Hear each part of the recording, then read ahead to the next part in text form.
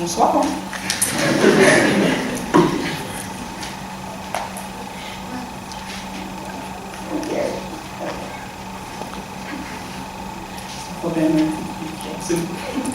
Alors, bonsoir à toutes et à tous, et merci de me donner la parole ce soir, en tout cas, de me laisser prendre la parole ce soir.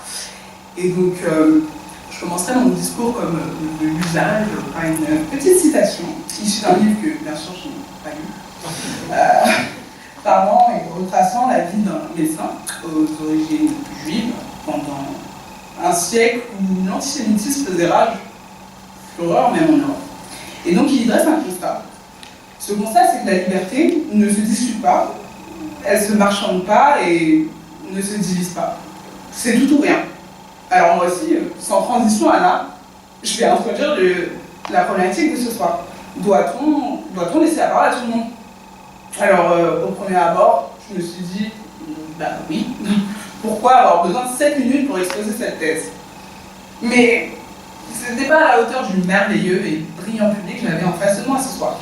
Alors, je me suis dit, Yacine, concentre-toi, pour une fois, à défaut de le faire en cours. Alors, doit-on, ça s'apparente à une obligation, un devoir. Et le devoir, c'est pendant du droit, et donc du droit de la liberté. Alors, la liberté de parole est-elle un impératif? Un devoir, mais à qui en répondrait-il? Et au-delà de cet impératif, est-on en capacité de laisser la parole à tout le monde?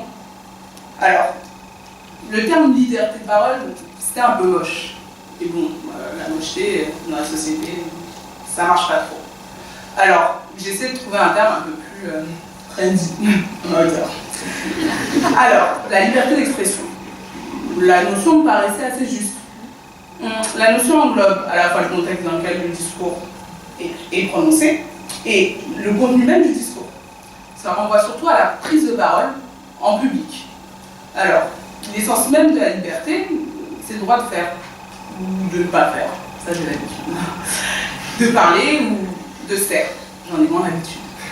Alors, j'avais dégagé des axes plutôt pas mal. J'étais assez fière de moi. Travail fait. Mais la liberté d'expression, c'est un peu plus compliqué. Elle est même définie dans un gros livre, la DDHC. Je pense que vous le connaissez tous. Alors, c'est le droit de s'exprimer, écrire et imprimer librement, sauf à répondre à l'abus de cette liberté, dans le cadre déterminé par la loi. Une réponse classique de « oui, mais j'aurais pas pu tricher sur la DDHC ». La réponse juridique me ramenait donc au début. En France, le droit de la parole est garanti sans distinction, ni de genre, ni d'âge, ni d'autres facteurs discriminants. Et dans la sphère publique, le débat est perçu comme favorable et même légitime à la prise de décision en collectivité. Il est en effet impensable que des décisions soient prises sans l'aval des élus ou directement du peuple par voie de référendum. Mais quand la collectivité a l'impression que le débat se tient sans elle, ou que le sujet s'éloigne du centre du débat, il arrive qu'elle se fâche, et même qu'elle se révolte en France. C'est mon petit clin d'œil aux gilets jaunes. Alors, on peut en parler d'ailleurs des gilets jaunes, et notamment de l'organisation de la parole. Le mouvement a commencé sur Internet. Anna, tu parlais du web tout à l'heure. Et donc, on reviendra ultérieurement au rôle d'Internet. Et puis, des porte-paroles, parfois controversés, se sont manifestés. Cependant, la solution n'était pas encore trouvée. Ces porte-paroles n'étaient pas assez légitimes. Alors, il a fallu trouver un moyen de donner la parole à tout le monde et surtout de faire en sorte que tout le monde puisse s'écouter. Un grand débat national a donc été organisé pour permettre à tous les Français de débattre des sujets essentiels pour les Français. L'État s'est donc vu imposer une écoute forcée et surtout, elle a été vue comme la seule instance permettant de réguler le débat. Alors un grand débat, oui, mais dans quelle mesure? Dans les faits, l'État a imposé le thème, l'agenda et le format aux participants. La régulation du débat, on peut se demander au final si elle nuit pas à la qualité du débat. En démocratie, la prise de parole est régulée. Et je pourrais vous citer le Sénat ou l'Assemblée nationale, où le président, les vice-présidents et les présidents de commission sont chargés de réguler le temps de parole et la manière dont la parole sera prise. Donc, pour autant, lorsqu'une loi est adoptée, elle est jugée comme légitime et régulièrement adoptée. L'encadrement de la parole serait donc bénéfique au débat et elle forcerait au final l'interlocuteur à donner le meilleur de soi-même. À restreindre la parole pourrait être un moyen d'assainir le débat et la sphère publique. Mais se pose donc l'interdiction de la parole. Peut-on interdire la parole? Si on ne doit pas la laisser à tout le monde, peut-on laisser toutes les expressions s'exprimer? Dans le débat, il peut arriver que les propos tenus puissent être offensants envers une croyance, une culture ou même des mémoires. Et au nom de la liberté d'expression, est-il possible de laisser ces propos être tenus? En France, le cas de Charlie Hebdo a divisé. Les plus fervents admirateurs disaient que la liberté d'expression, dans la mesure où le magazine ne fait que des satires et se critique de certaines communautés, sans tenir de propos haineux ou violents, et incitant à l'exclusion ou même à l'extermination d'une population donnée, trouvait sa place dans la société. Mais la limite de la liberté se trouverait donc fixée au niveau de dangerosité d'un discours.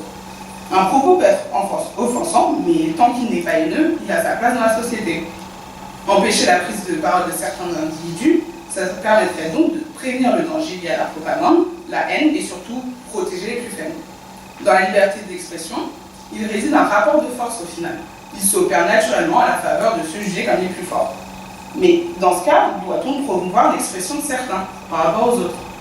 Lorsque la parole ne suffit pas, il faut parfois aider la parole à se libérer. Se libérer des tabous, se libérer de l'exclusion à laquelle parfois les personnes sont exposées. Inviter ceux qui n'ont pas la parole à faire entendre et peser leur voix dans le débat. Donc, le rapport que j'ai évoqué plus tôt est aujourd'hui challengé grâce à Internet. Alors, je ne parle pas d'une totale remise en cause, mais d'une réorganisation des voix traditionnelles. Aujourd'hui, on peut dire tout ce qu'on veut, tout ce qu'on pense sur Internet. Et il y a peu de législation, ou en tout cas de politique d'utilisateur, qui encadre, au final, les débats sur la toile. La toile s'imposerait comme un nouveau support de liberté d'expression, où chacun se sentirait libre et véritablement libre de s'exprimer. La liberté de parole est donc une richesse. Cependant, il arrive qu'elle emporte dans son sillage les germes de la violence et de la division. Le droit est reconnu à chacun de s'exprimer. Cependant, dans le service public, tous les discours ne sont pas bons à être obtenus. Alors, comme un sage me l'a dit 5 minutes avant le début du débat, la parole, parfois, non, excusez-moi, je suis perdu trop de lignes. Je commence. Je prends. Ah oui, alors. Je vais manger, non. Du coup, après cette moment de gêne, je dirais donc que parfois, le silence est plus éloquent que la parole. Et j'aurais dû garder le silence pendant les dernières minutes. Merci.